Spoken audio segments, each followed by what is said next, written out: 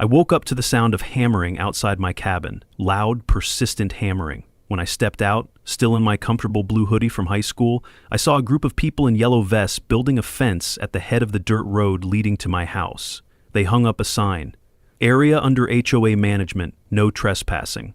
I had no idea where this one even came from, but clearly they wanted me gone, claiming my cabin doesn't fit community values. Then came the letters, then the drones, then the rumors, and they thought I couldn't fight back. One problem though.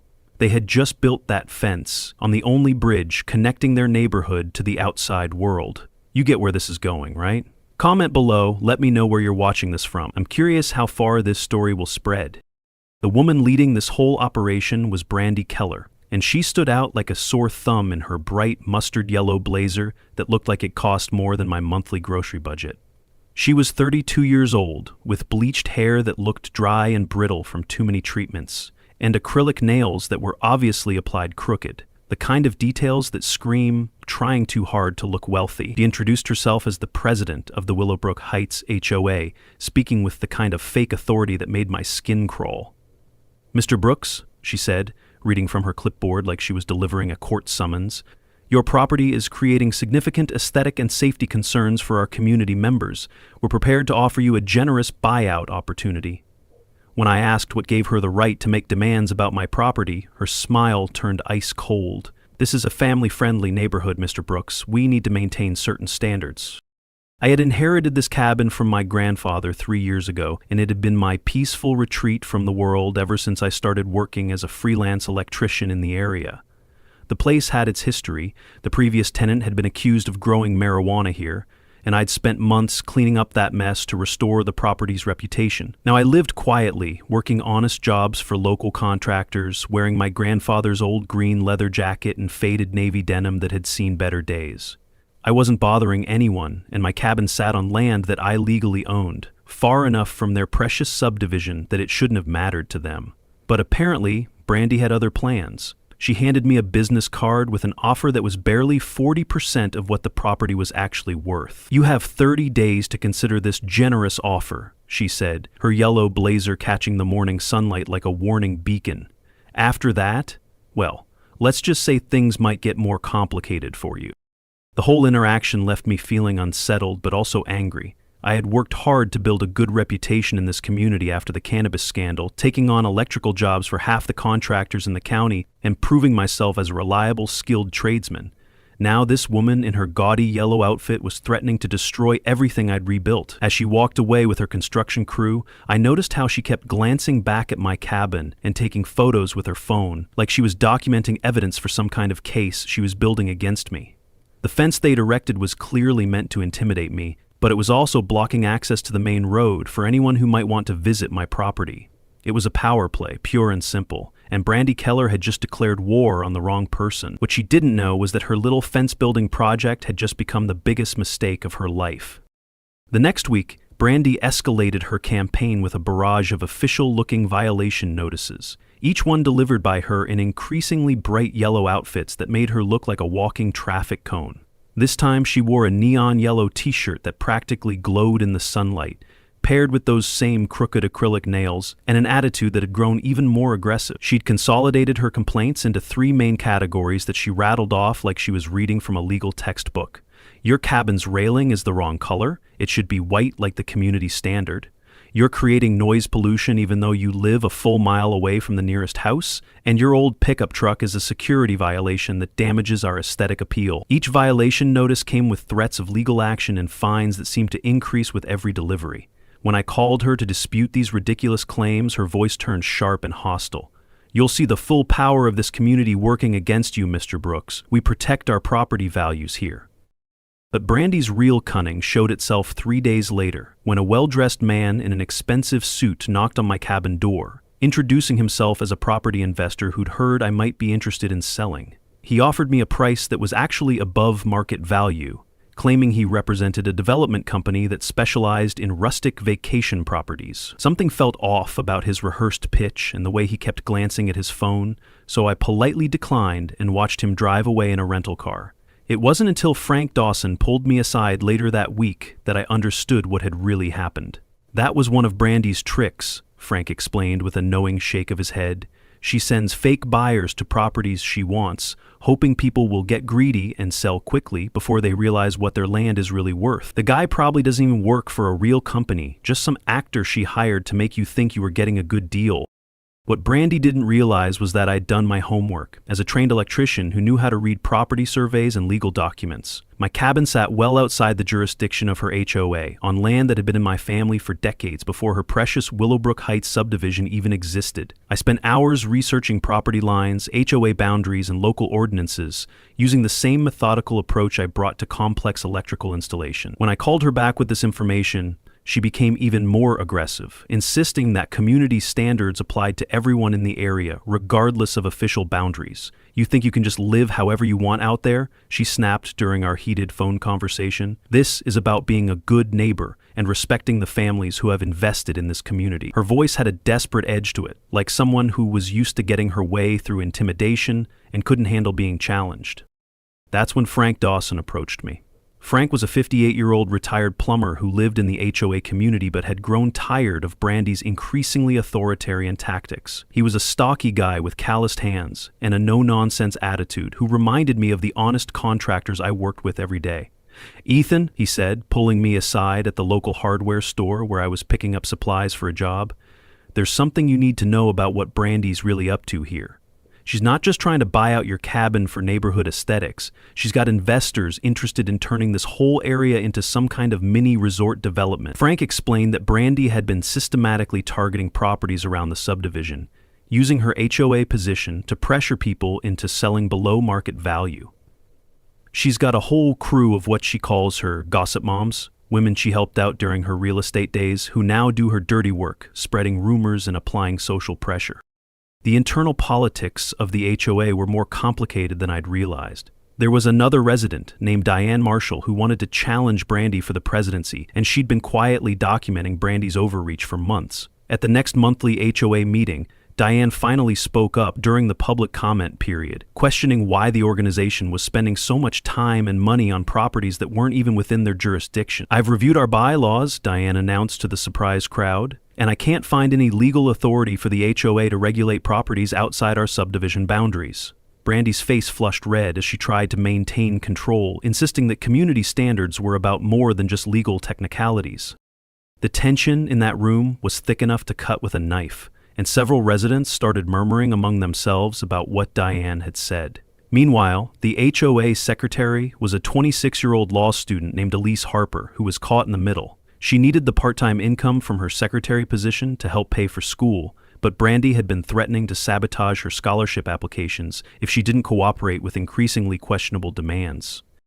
Frank's warning stuck with me as I drove home in my old pickup truck, still wearing my faded denim jacket and thinking about everything he'd told me. Brandy wasn't just some overzealous HOA president. She was someone with bigger ambitions who saw my cabin as an obstacle to her plans. The fact that she'd enlisted a crew of supporters meant this was going to get messier before it got better. But now I knew that cracks were starting to show in her support base. Diane Marshall's public challenge had rattled Brandy more than she wanted to admit, and I could sense that other residents were beginning to question her authority. I'd spent my career solving complex electrical problems that required patience, methodical thinking, and attention to detail. I had a feeling those same skills were about to become very useful in dealing with Brandy Keller. What I didn't know yet was that Frank had more information to share. Information that would completely change how I understood this whole situation. Frank led me down to my cabin's basement the next evening, pointing to a dusty cardboard box I'd never bothered to open since inheriting the property. "Your grandfather was a smart man, Ethan," Frank said, his weathered hands careful as he lifted the lid. "He knew this area might get developed someday, and he made sure to protect what was his."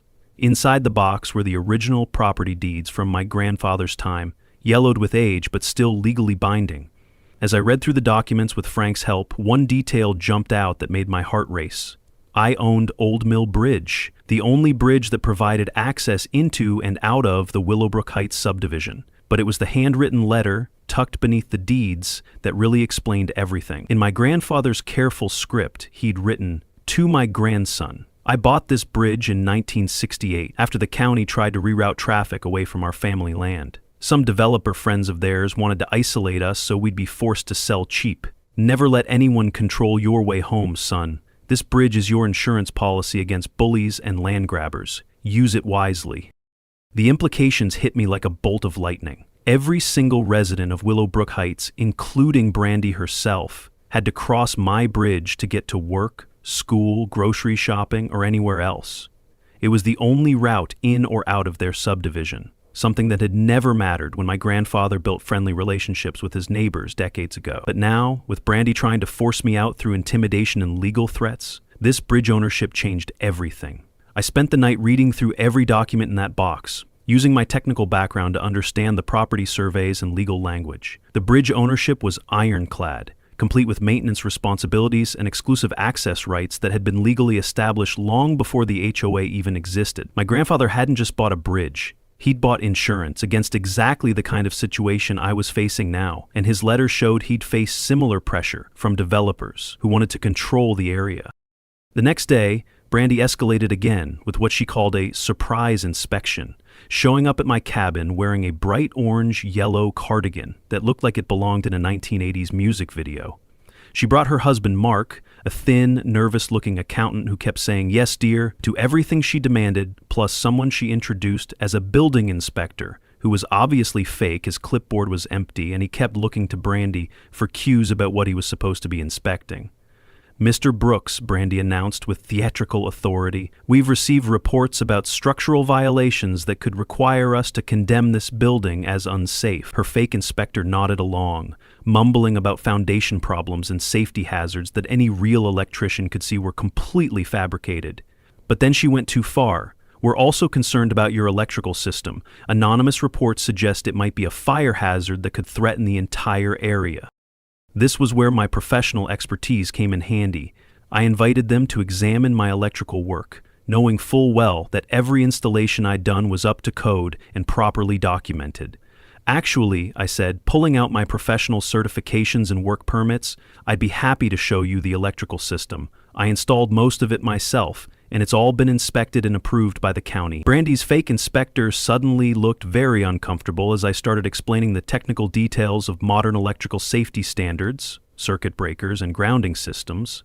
In fact, I continued, enjoying the moment, if you're concerned about electrical safety in the area, I'd be happy to inspect the wiring in your subdivision. Some of those houses were built in the 1990s with electrical systems that might not meet current standards. The fake inspector made some excuse about needing to check other properties and quickly left, leaving Brandy sputtering about how this wasn't over and that legal complications were going to make everything much more expensive for me. I watched this performance without revealing what I now knew about the bridge, keeping my expression neutral while my mind raced through the possibilities. Brandy was clearly getting desperate, moving from legal intimidation to outright fraud with her fake inspector routine. She had no idea that her aggressive tactics were about to backfire spectacularly. Meanwhile, I'd started quietly researching the legal aspects of bridge ownership, consulting with a real lawyer who confirmed that my rights were completely legitimate and that any attempt to block access to my property would be illegal. The lawyer also mentioned that documenting harassment campaigns could be useful if the situation escalated further. I began taking detailed notes of every interaction with Brandy, every fake violation notice, and every attempt at intimidation, building a comprehensive record of her misconduct.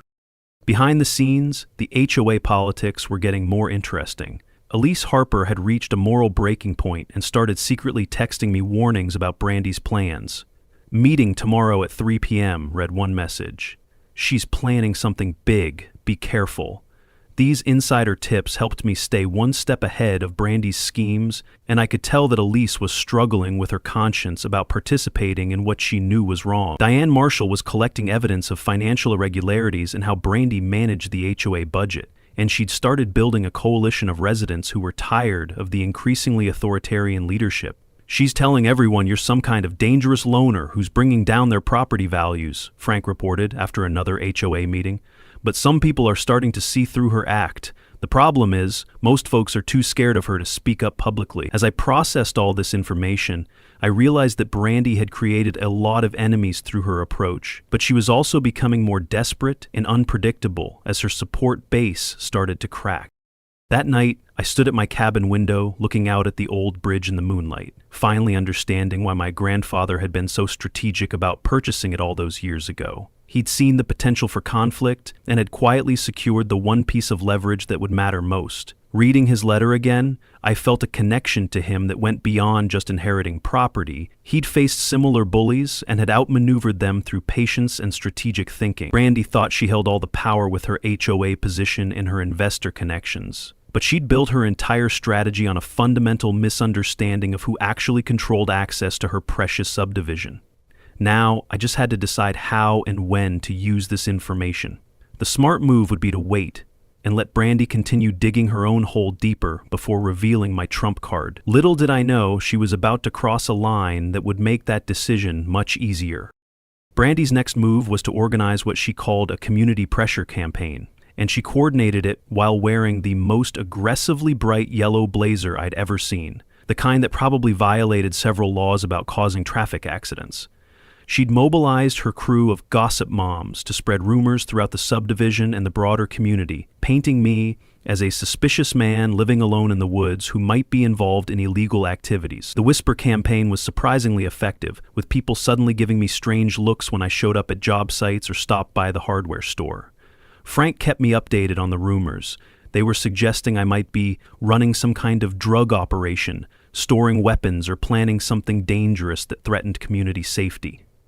"She's got them convinced you're some kind of criminal," Frank reported, shaking his head in disgust. "Never mind that you've been doing honest electrical work for half the contractors in this county for 3 years. The harassment escalated when Brandy hired private security guards to patrol near my cabin under the pretense of community safety concerns. These weren't real police officers. They were rent-a-cops with cheap uniforms and overinflated egos who would drive slowly past my property multiple times a day, taking photos and making notes on clipboards. One afternoon, I caught them trespassing on my land to cut down a tree that was technically on my side of the property line. When I confronted them, they claimed they were maintaining community aesthetics and threatened to call real police if I interfered with their official duties. It was pure intimidation, designed to make me feel isolated and watched constantly. Meanwhile, Brandy was somehow managing to block my mail delivery and interfere with supply deliveries for my electrical jobs, claiming that my cabin was under investigation and therefore restricted access. The legal threats reached a new level when Mark Keller, Brandy's accountant husband, sent me a cease and desist letter that was obviously copied from some online template.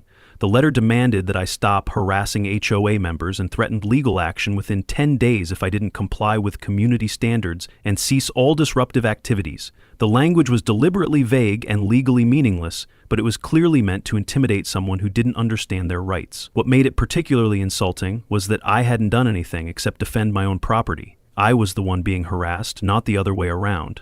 The letter also included a revised buyout offer that was even lower than the original, now claiming that recent developments and community concerns had reduced my property value significantly.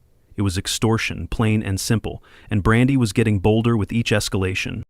I responded by documenting everything meticulously, using my technical training to install a professional security camera system around my property that would capture any future trespassing or harassment.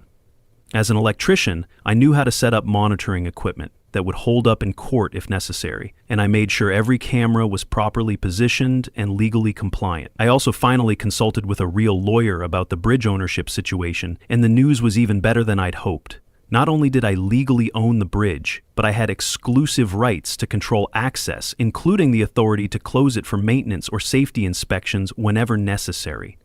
"This is an incredibly strong legal position," the lawyer explained. "If they're harassing you about your property rights, they're essentially trying to interfere with infrastructure that they depend on completely." Frank continued providing intelligence about Brandy's planning sessions with her inner circle. Apparently, she'd scheduled a meeting with potential investors who were interested in her resort development scheme, and she was promising them that my cabin would be resolved within the next few weeks. "She's telling people she's got connections at the city planning office and that your place is going to be condemned for safety violations," Frank reported. "The woman's living in a fantasy world, but she's got enough people convinced that she's starting to believe her own lies." Meanwhile, Elise Harper was reaching a breaking point with the ethical conflicts of her position. Brandy had been pressuring her to falsify HOA meeting minutes and create fake documentation to support the harassment campaign against me. She threatened to sabotage my scholarship applications if I don't help her build a case against you, Elise confided to Frank, who passed the information along to me. The psychological pressure was definitely getting to me.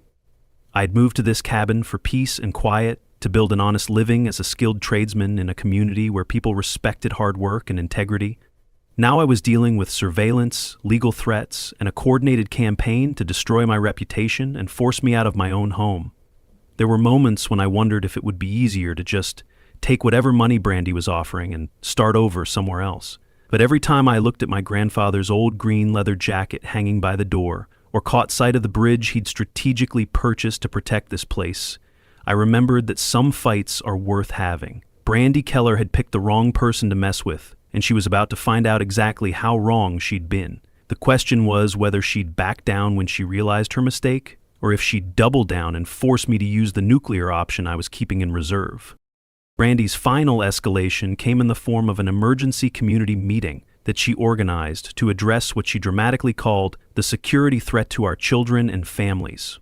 She wore the most blindingly bright neon yellow shirt I'd ever seen, paired with a jacket that looked like it was made from traffic cone material. The meeting was held in the subdivision's community center, and she'd managed to pack the room with about 50 residents who'd been fed a steady diet of rumors and misinformation about my supposedly dangerous presence in their neighborhood.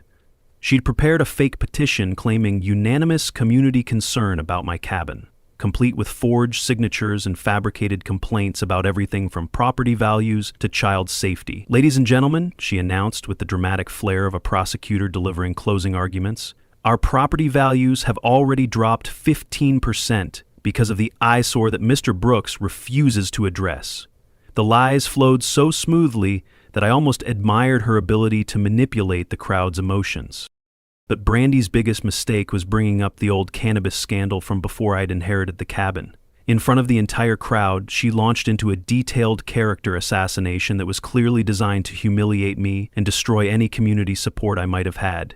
"We all know about the criminal history associated with that property," she declared, her voice dripping with false righteousness. "Mr. Brooks may claim he's cleaned up that situation, but do we really want his type in our family-oriented community? Can we trust someone who chooses to live in a place with that kind of background?" She went on to suggest that I might be continuing illegal activities, that my presence was a threat to their children, and that the community needed to take action to protect our way of life. It was a masterclass in public shaming, and I could see the effect it was having on the crowd as neighbors who'd known me for years started looking at me with suspicion and fear.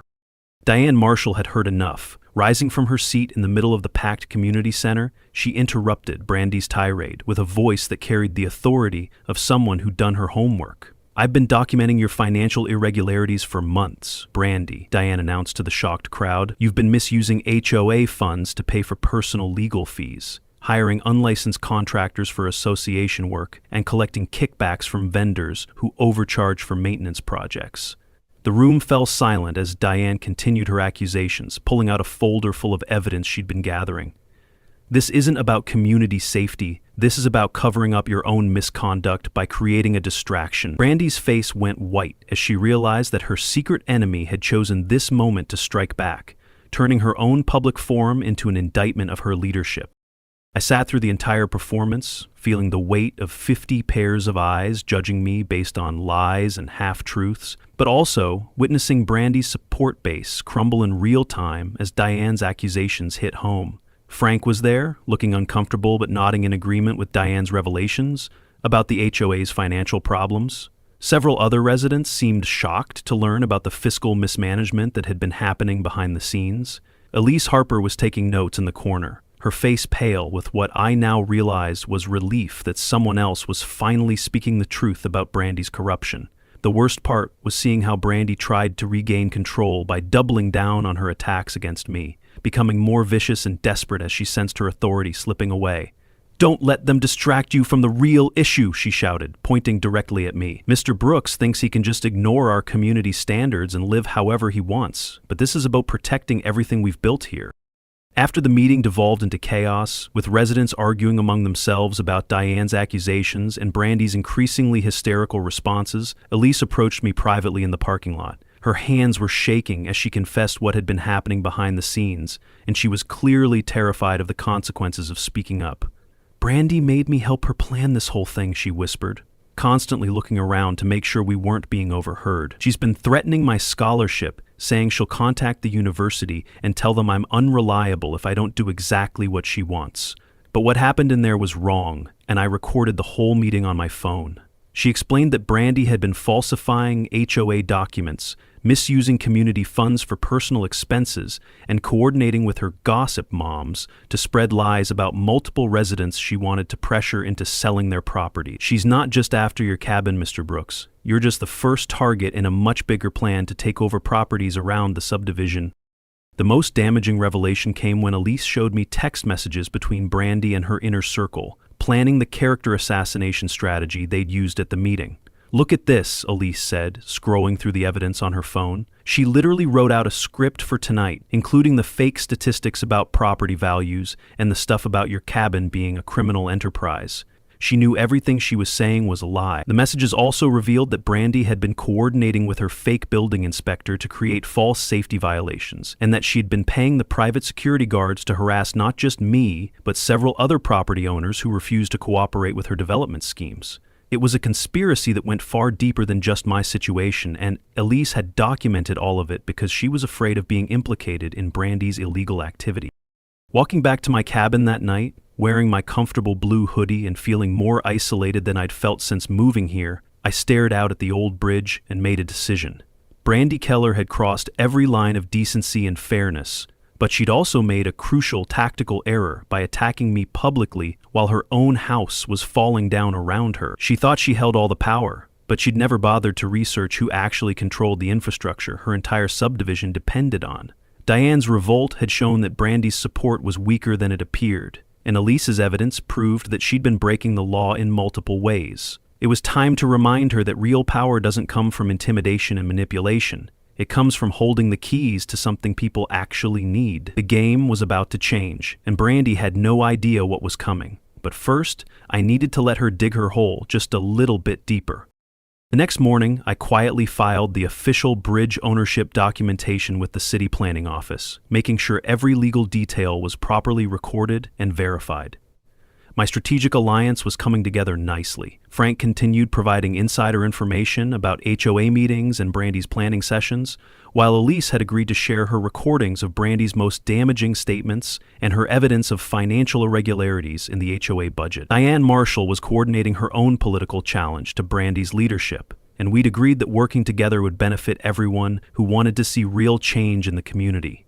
I was transforming from a reactive victim into a strategic mastermind, and it felt good to finally be taking control of the situation instead of just defending myself against Brandy's attacks. My preliminary moves were subtle but effective.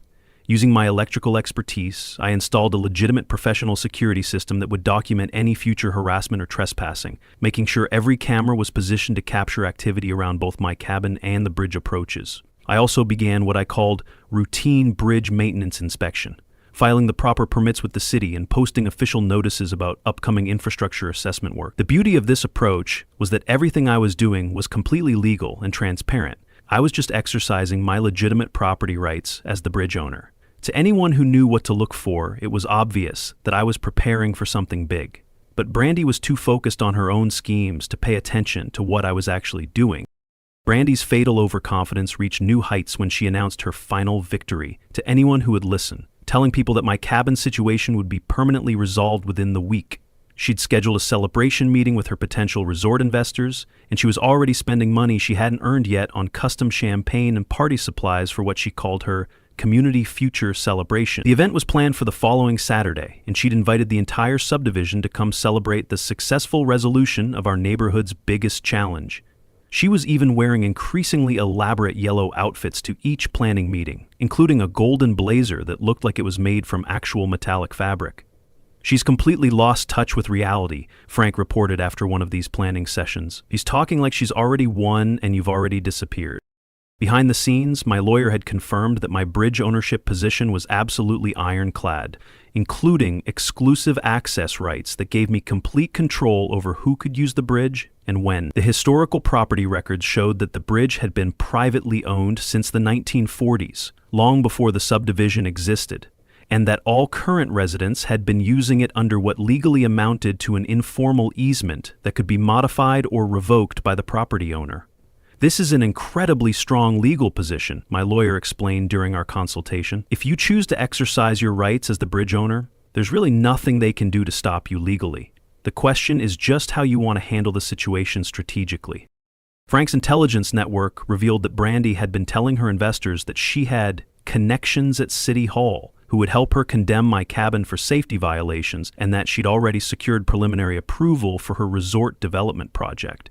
None of this was true, of course, but it showed how completely disconnected from reality she'd become. Elise had been documenting these false claims in her meeting notes, building a comprehensive record of Brandy's deception and fraud that could be used to remove her from the HOA presidency and potentially pursue legal action against her.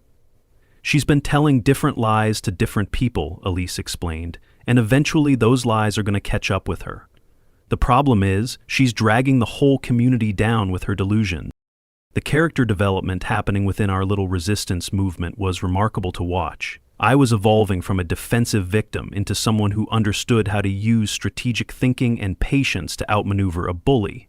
Elise was finding the courage to stand up for what was right, even when it meant risking her scholarship and financial security. Frank was proving that sometimes the most effective resistance comes from people who've been quietly watching and waiting for the right moment to act.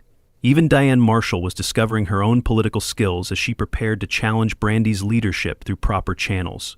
We were all becoming stronger and more confident as we worked together toward our common goal. Saturday morning arrived with perfect weather for Brandy's Community Future celebration. She'd sent out invitations to the entire subdivision, promising food, drinks, and exciting announcements about our neighborhood's bright future. What she didn't know was that she'd inadvertently invited everyone to witness her own spectacular downfall.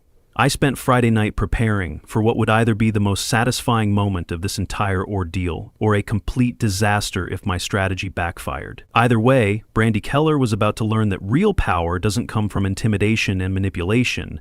It comes from doing your homework and understanding who actually controls the things that matter. Saturday afternoon arrived with beautiful sunshine that seemed to highlight every gaudy detail of Brandy's golden yellow dress, a metallic monstrosity that looked like she had wrapped herself in gift paper for the occasion. The Community Future celebration was in full swing in the subdivision's community center, with about 60 residents enjoying catered food and drinks, while Brandy gave a speech about our victory over the elements that threatened our community's prosperity. She was absolutely glowing with what she thought was triumph, telling everyone how her leadership had successfully resolved the cabin situation and cleared the way for exciting new development opportunities that will increase all of our property values. The irony was almost too perfect. She was celebrating a victory she hadn't actually achieved, in front of people who were about to discover just how completely wrong she'd been about everything. I arrived at the celebration wearing my comfortable blue hoodie and carrying a folder full of official documents, accompanied by a city building inspector and a sheriff's deputy who'd agreed to witness what was about to happen. The moment I walked into the community center, the conversation level dropped noticeably as people recognized me and wondered what I was doing at Brandy's victory party. She spotted me immediately, and her golden smile faltered for just a moment before she recovered her composure.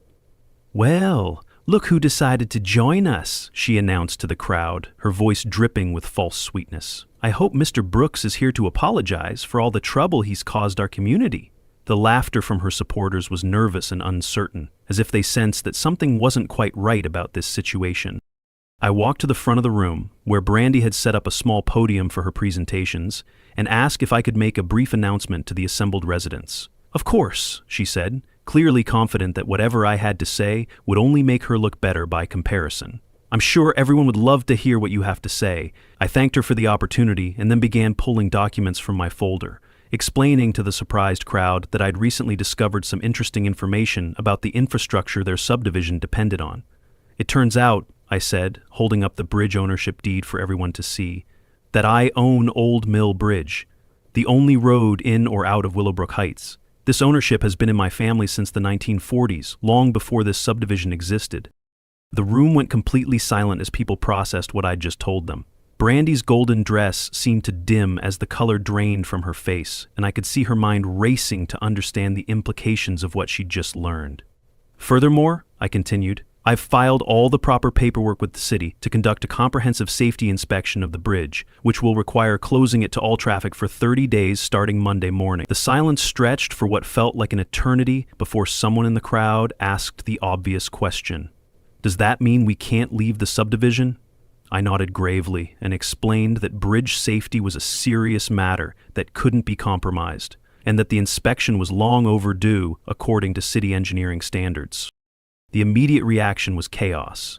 Parents started panicking about getting their children to school, workers worried about getting to their jobs, and elderly residents who depended on regular medical appointments began asking how they were supposed to get to their doctors.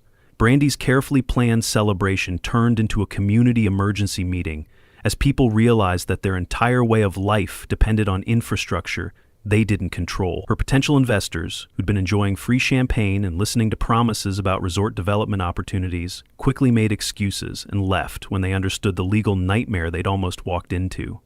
"This is ridiculous," Brandy finally exploded, her composure cracking completely. "You can't just shut down a public road because you're angry about some HOA violations." That's when Elise Harper stood up and presented her evidence. In front of the entire community, she played recordings of Brandy's most damaging statements, including her admissions of spreading false rumors about me, her threats to sabotage scholarship applications, and her discussions about using fabricated safety violations to condemn my cabin. "Mrs. Keller has been lying to all of you," Elise announced, her voice steady despite the magnitude of what she was revealing. "She's been misusing HOA funds, falsifying documents, and coordinating harassment campaigns against residents she wants to force out of their homes."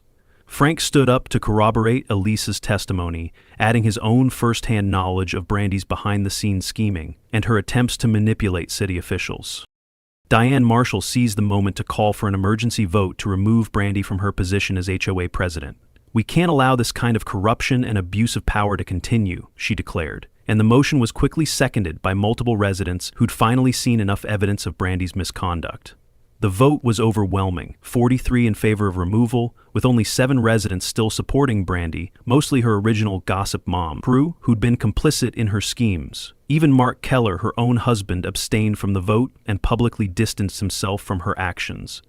"I've been telling Brandy for months that this was going too far," he announced, finally finding his spine after years of just saying "yes, dear" to everything. "I'm done enabling these schemes." Brandy's spectacular downfall was complete. But I wasn't finished yet.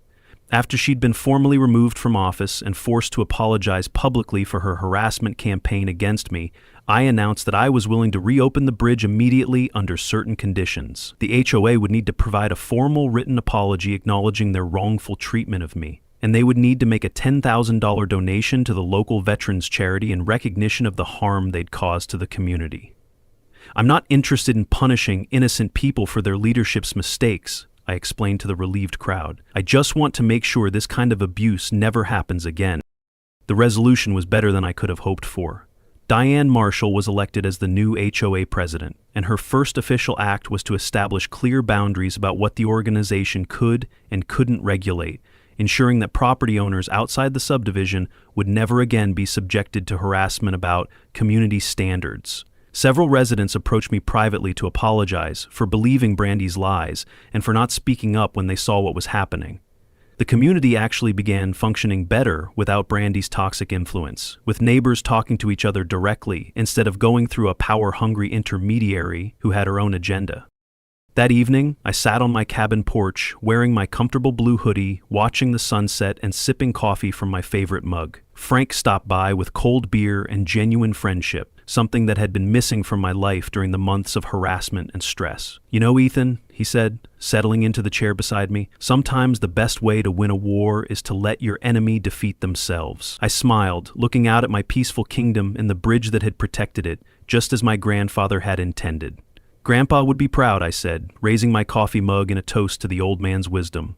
The bridge stood strong in the fading light, a reminder that real power comes from understanding what people actually need and being patient enough to use that knowledge wisely.